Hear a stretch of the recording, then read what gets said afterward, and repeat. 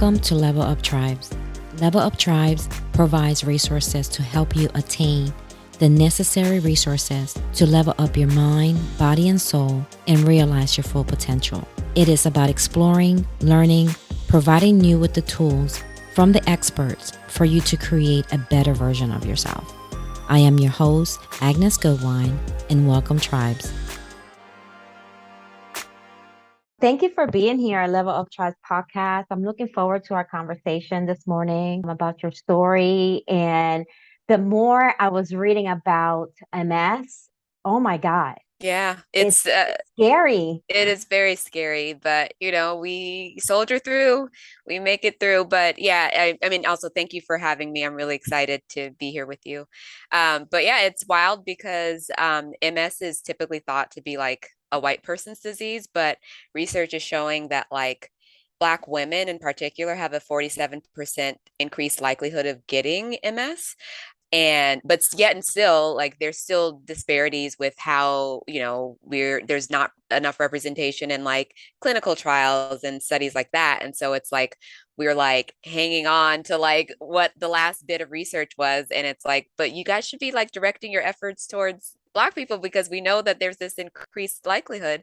There are certain things that they're doing now, like there's this Black registry for MS patients, and that they're getting more data from that. But yeah, it's wild. Yeah, it's interesting you say that. We're diving deep right away, Oh, right? sorry. Yeah. Because when I was trying to find some research about people of color and MS, maybe I was looking in the wrong places. I don't know. I didn't see the data. It's And not there. so maybe, Yeah, hey, it's not. Ashley, maybe this is your calling, girl. I don't know. I'm just saying. Yeah, You never know, right? you never know. Well, again, thank you for being a Level of Trust podcast. It's a pleasure to have you and learn so much more about MS. I do know two people in my family that has it. I've never really asked questions about it because, it's just kind of like, I don't know, it's kind of too personal. But I think after our discussion today, I will reach out and find out more about it. So, thank you for bringing this awareness, to the world. So today I have Ashley Ratcliff. She's an author of Jesus Year, the first year of the rest of my life after I was diagnosed with MS. And you are from California originally. Well, Yeah. I mean, born in Detroit, grew up in San Diego, but I call Long Beach home. Okay, awesome. My husband's family's from Detroit. Hey, turn up. He'll love that too. He'll love that. Well, yes, thank you. So tell us more about yourself and about your story and why decide to tell your story to the world. Why, what need did you see? Awesome. Well, thanks so much for having me. I'm excited to talk about my journey. So I was diagnosed with multiple sclerosis at the age of 33, which some call a Jesus year. And so when I was diagnosed, it really took me by surprise. I had been healthy. I'd never been hospitalized, never had any serious illnesses growing up or even in my early adulthood, and was thrown for a loop when I was diagnosed with MS. It started just casually with like numbness in my left foot. And I thought, oh, like I stubbed it on something, it'll go away. And then it didn't. And then from there, went to my primary care doctor. She referred me to a podiatrist who, examined me, said it was probably something like something to do with a nerve tweaked in my back or something, referred me to a chiropractor who misdiagnosed me as having a herniated disc. And so I was undergoing treatment. I was in physical therapy for several months. And the physical therapist was like, yeah, I don't think, this is it, because like we would see progress by now. So I highly recommend you get a second opinion. She referred me to her neurologist. And she just said, any test you can get, just like find out because something is off. So I got a second opinion and I went to see a neurosurgeon. It was the first appointment I could get. And immediately he could just tell by the way I was walking. He was like, it's not a herniated disc. Like, I think it's something more serious, maybe something neurological in nature. So I got an MRI of my brain and it showed lesions. And he was like, yeah. So I'm not you should really be seeing a neurologist for this, but I'm pretty sure it's something in the demyelinating disease family. I was like, well, what is that? And he was like, well, it could be multiple sclerosis. And I was like, wow, like, and I was just like freaking out, just like, he's like, well, we can't, we don't want to like freak you out, but it could be this. Don't worry. Like, we will get you the answers you need. And so he referred me to a neurologist, got more tests. I had a spinal tap or a lumbar puncture that confirmed the diagnosis. And I was just completely devastated. Like, I didn't know much about MS. No one in my family has it. I know that Tamia, the singer, has it, and Oh, I didn't Montel, know that. yeah, Montel Williams, Williams? uh-huh. They Oh, have it, but it's like I mean, Montel's a little bit more vocal, but Tamia not so much. So I just know that, oh, they have this disease. I didn't know what it meant. I thought like my life was going to be over. I didn't know if it meant like my health was going to deteriorate immediately. So I was just freaking out. And so just through the process, I was clinging close to my faith, to God. And so that's part of the reason why I wrote this book, is to just encourage others who are going through MS or any chronic illness or any just situation where life throws a curveball at you like that. So as I got healthier, and I also was journaling and chronicling this just for like my own therapeutic reasons. And people have found out that I had MS, and they would say like, oh, like my cousin got diagnosed. Can you talk to her? She doesn't know anyone. And I would always say yes. And I figured I could help more people if I put it in a book, because there wasn't a guidebook for me. I was just like finding things out on my own, like learning the healthcare system, which in America is garbage. So just like advocating for myself, learning the ropes, learning how to like improve my own like mental outlook, building up my care team, like all the things to get me back on track to, where I was before, a positive, lively, yes. someone who loved life. So that's why I decided to write Jesus Here. Awesome. And just to go back into that moment where the doctor said, you have MS, right? They don't tell you the diagnosis in a loving way. They just kind of throw those words at you, right? Those diagnoses. Yeah. How were you feeling at that moment, when this diagnosis was given to you? I was afraid. Because I trust God. I pray. I called on my whole family, my church family, to pray for me. I was like, this is not the answer. God has the final say. Like, he's not gonna make it so. And then I still was holding on to faith that, like, it's gonna be like something else. Like, it's not gonna be this crazy chronic illness that there's no cure for. And then so when he told me, like, I mean, the neurologist did deliver it, like, gracefully and kindly. Oh, He wasn't, okay. it was like the neurosurgeon who was like, I think it's this, but he did deliver the news. Like, you could tell, like, it was, he was sad for me. And so I was in the room with my father. He came because he knew I needed the moral support, but like the air left my body. Like, I just felt like, whoa, like my life is over. Like, and then it wasn't until I talk about it in the book, like, it wasn't until my dad hugged me and like whispered in my ear, like, we're gonna get through this together, that I came back into the room. And I was just like, wow, like I really didn't, I was like spinning in circles. I was just lost. I didn't know what was gonna happen. Yeah, I was really afraid. Yeah. So let's talk about finding your tribe, right? So Yeah. you get this diagnosis. You mentioned that, your father was there, your church family, how important it is to find that foundation and the group of people that are really going to uplift you Yeah. during this time.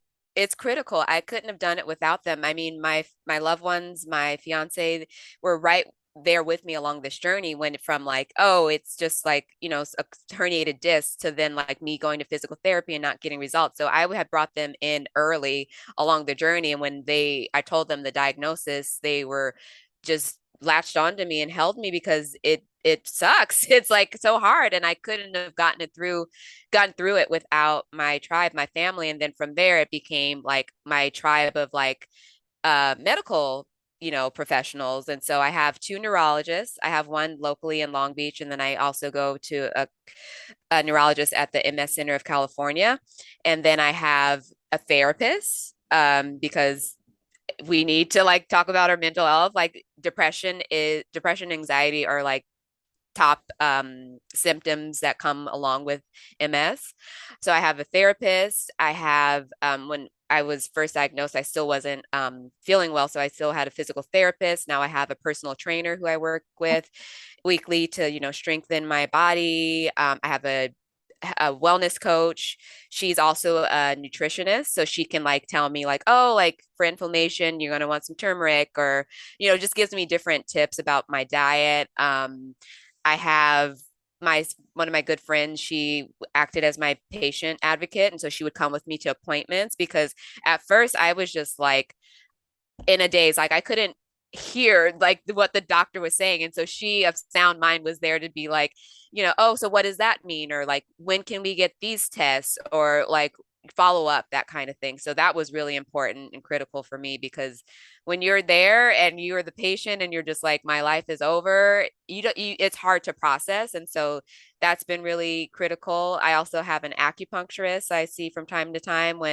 So it all started with numbness in my left leg and foot. And so that's my biggest symptom. And the thing about MS is that everyone's symptoms are different. It's like a snowflake disease. Like some people, it starts with numbness and tingling. Some people, they lose their vision, like in one eye, like optic neuritis. So it's unique, and everyone goes about their care differently depending on how it affects them. Talk about symptoms. What are like all of the symptoms? You mentioned a few already. So numbness. Tingling, like loss of vision, like cognitive impairment, like slurred speech, like balance issues. Um, for me, like extreme fatigue came after the fact. It just really is it like a whole laundry list of things. Well, it sounds like that you can be misdiagnosed, right? Because there could be other chronic illnesses that kind of matches those under MS. So it sounds like you pretty much have to be your own advocate Yeah. for your own body and your own symptoms, because you can go to a doctor and they just misdiagnose you. Yeah, and that's exactly what happened to me. And I had to advocate for myself because the chiropractor was like, oh, it's this. And like I had an MRI of my lower spine, which didn't show like lesions or anything. And he was just like, oh, yeah, like there's a triangulation of the L4, L5 disc. And I'm like, I don't know what that means. So you're the specialist. I'm going to take your word for it. But then when the physical therapist was like, something's not adding up, and I told him, like, hey, I'm going to get a second opinion, he like flipped out. And that's a red flag. Like, why are you, sir, upset that I'm concerned about my health to the point where I just want to see all the options out there? He got mad. And I was like, okay, like he like made me feel like really stupid, and was like, I know, like, we've done the test. This is it. You're wasting your time. If you're seeing a neurosurgeon, he's just going to see if you have to have surgery on your spine. We already know you don't need surgery. So why are you wasting your time? And I was like, I felt small. And so I did cancel my appointment. And then, like, immediately after, I was like, what the hell? Like, no. And I called them back and I was like, no, I'm going to this appointment. And then that's the appointment that led to my diagnosis. Like, if I would have just been kept going along with it, who knows how long it would have taken for me to be diagnosed. So you have to stand up, and it's like a continual advocating for yourself. Now that I am like in my fourth year of having MS, I see my neurologist frequently, and I have regular MRIs. And because my MS is stable, my neurologist was like, oh, you don't need to do another MRI. You're good. I'm like, no, I want the MRI. Like, cause it's Yeah. like, you never know. Like, I feel fine, but inside the disease could have progressed. I don't know until I see in my brain and see if there's new lesions or not. And so even that, it probably was from a kind place. Like, oh, you're good. Like you're all signs are pointing to like, you're all healed from like your foot drop. Right. And I was like, no, no, sir. Please order the MRI. And while you're at it, order the blood work, please and thank you. I have insurance. We're going to Right. rack it up. Like, so you have to continually like stand up for yourself and advocate. Yeah. Yes, I have a advocate story. So about 3, 4 years ago, I had my nose kept running, but every time my nose was running, I would get this massive headache. And so I went to like an ear and throat doctor, allergy doctors, and they were like, oh, it's just allergies. And I'm like, I don't know, this feels something, worse than that. And went to this other doctor in Scottsdale, Arizona, and he was amazing. He was like, you know what? He said, that's brain fluid coming out your nose. What? Yes, yes, it Wild. was brain fluid. And so my brain at that time, right, was producing too much, right? So it had to go somewhere. And so the body is smart, right? So it just found a way to release that pressure. And so I had to get a spinal tap, which Oh, was the worst. girl. Oh my God. That was the worst thing I've ever done in my life. So they had to, release some of that fluid from my spine. And then the guy that inserted the needle, he cut the, I don't know if it wasn't a nerve, it was something else that from the spine, that fluid goes from your spinal all the way to your brain, right? Right. Well, he kind of, when he pulled the needle out, he made a cut. So I had no spinal fluid go to my brain. So my brain was like pretty much flat because it needs that fluid, Yeah. right? So I had to be on bed rest because I couldn't like stand up.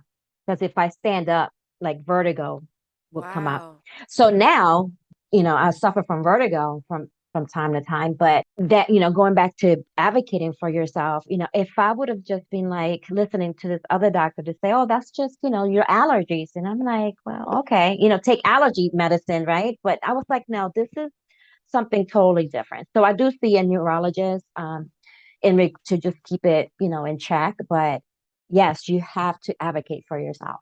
Yeah, and if you have that little inkling, that's like a just listen to your trust your gut. Like if you know so it's not that, just seek other just find out the answer. Yes, Yeah. absolutely. I like the fact that you do see like other naturopath people, and so you say acupuncturist, I nutritionist. hmm And I used to be in physical therapy, but I'm well enough so I don't need to go. But now I have a personal trainer that I work out with every week. So yeah. So someone that's listening that has MS, what are some of the things you've mentioned a few already, but just to go back to the list, what do you recommend for them? I recommend you get your body moving. I know that like it's all dependent on your physical capabilities. Some people have serious, ailments and the disease has progressed to where they aren't strong enough to do certain exercises. So within your means, what you can do, I know that swimming, like aquatic stuff is good on your joints. So like just keeping your body active because in the long term it does help and it helps like your brain too. You're keeping your brain active. So that is going to help you in the long haul. It just research shows that. And then I would say just like diet has helped tremendously. I know everyone's different. And like it's not to say that like I don't wild out like from time to time I do. I had Wingstop last night, but like it's you have to like make sure you're feeding yourself like nutritious things because with MS it's your myelin, the protective nerve coating of the nerve, it's depleted. Your body's attacking that. So you have to eat nutrient rich food to help that. So like leafy greens, like vegetables, things like that. And so it's up to you which diet you choose. I choose to go like on a paleo diet. And some people do keto, like totally your thing, but just be mindful of what you put in your body because I personally feel the difference. Like if I just am eating poorly and then I just start to feel more sick or like I can feel my body starting to uh get more tingly and things like that. So that definitely like therapy. Like it's hard because it's so unpredictable MS. Like you could be fine one day and then the next day you have a relapse and it's like out of left field. So you like to process that uncertainty. Therapy has been really helpful to me. And just having someone outside of your family to like, vent to, like it's been really helpful. And then, they have the tools to like put things into perspective and give you coping skills too. Like for me, my anxiety got really bad. And then also too, like other familial issues, like my grandparents had passed away and it was giving me a lot of anxiety. And so it's like the stress will trigger relapses. So you need to like keep that under control. So therapy has been really tremendous. What do you do for other self-care? Not just for the body, for the mind. Do you practice, meditation? Like what other affirmations, right? What Yes. other, okay. Yes, I do. I have Headspace. And so, like, I do the meditations with that. I love a good sleep cast. Sometimes I'm like, my mind's wandering and I'm like anxious about so just life. And so like having that to like help me like calm the anxiety and then get some rest. I do affirmations. I make sure I laugh every day. Like, so I have like so many like messages with my fiance of just like sending stupid memes and videos. And so yeah, I carve out time to just laugh and just look at just like foolish things because that just lifts my spirits. Prayer daily throughout the day, often. I know some people might not be religious, but I think just talking to your higher power is critical for has been tremendous for me. I do just I treat myself, like certain days where I'm like, I want a massage, like or I want to just do something fun. Like let's go to the movies. I haven't been out to the movies. It's COVID, whatever. People say COVID's over. I don't think it is. But like things like that are like me and my fiance for our anniversary, like there's these swan pedal boats and like we never go on them. We're like, let's just go on them. Just like doing just random fun stuff like that. So carving out time for like levity and fun and then also like rest, like self-care for me is just like not doing anything, like just taking time to just veg out. That's how I recharge. Yes, I love childlike activities. I love being goofy. I mean, I love laughing. So yeah, definitely tap into your inner child. Absolutely. Love that. So what's next for you? I know you're promoting your book and you're doing a lot of podcasts. Tell us, like, what's next for you? Yeah, so I have started working with We Are Ill. They are a patient advocacy nonprofit, catering specifically to Black women. And so we're on a mission to redefine what sick looks like. And so we host a ton of events. We're working on our wellness weekend for specifically, we cater to Black women with MS. So providing resources for our community, giving talks and presentations, all those things, getting like having resources like guides to like Black medical professionals and things like that. So I act as the director of communications and operations for them. So I just got on board with them, and really just doing my thing. Like I recently hosted or was a part of the Can Do MS weekend that they had specifically for Black MS patients. So just, out there talking it up, like giving hope to people living with MS. Who knows what will come next, but that's my main focus right now at the moment. I mean, I have a day job too, but that's where my passion is. Yes, And who knows, I might write another book in the future. Never say never. yes, with all that data, Yes, so much data. right? We need it. Yes, yes, absolutely. Especially for us, women of color, we definitely need to be, aware of what's happening out there. Yeah. Is there anything else you would like to add or discuss that perhaps we didn't touch on today? I just want to talk a little bit about like the familial component. Like it's like Can Do MS, they said something that really resonated with me, and it's that MS is not a me disease, it's a we disease. And so everyone in your family will be affected by your condition, by the fact of them grieving your condition. Like my father took it really hard when I was diagnosed. They have so many questions too. And, like, don't be afraid to bring people in. I know that sometimes, especially with the Black community, we are, well, and with good reason, skeptical about the healthcare system. We don't want people in our business, so we don't seek therapy, but you're going to need people. And so my advice to anyone who's newly diagnosed is to just bring people in, and you don't have to go through it alone.